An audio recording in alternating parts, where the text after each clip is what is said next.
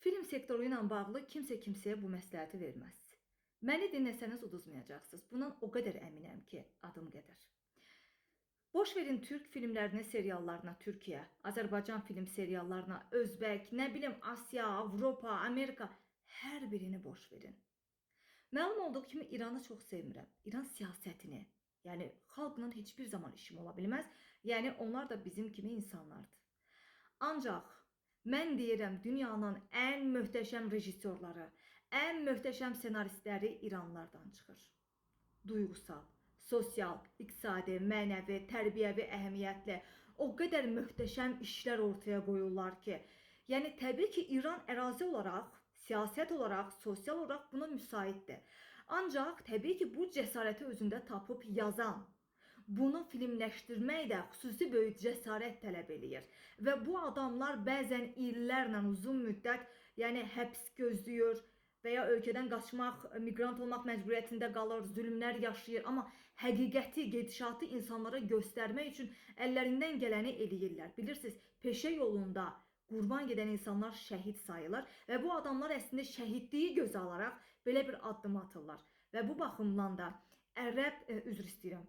Ərəb deməkdən ərəb deyirəm artıq. İran filmləri möhtəşəmdir. Və mən ilk dəfə çox illər öncə Süreyya ilə bağlı, Süreyyanın həyatı ilə bağlı bir filmi izləmişdim və uzun müddət onun təsirində qalmışdım və gerçək həyat hekayəsindən bəhs eləyir, namus damğası altında daşqalaq edilən və ən ağrısı da öz övladları tərəfindən daşqalaq edilən bir qadının hekayəsi idi. Və daha sonra müxtəlif, yəni baş yapıt hesab olunan filmlər var. Yəni Separation deyilən bir film var 2011-ci ilə aid səhv eləmirəmsə. Yəni qınağı nəzərə alsaq, İran kimi bir dövləti nəzərə alsaq, boşanma ərəfəsində olan bir cütlüyün həyatından bəhs edir. Və eyni şəkildə The Children of Heaven, yəni Cənnətin Uşaqları adlı film var. 90-cı illərin sonuna aiddir.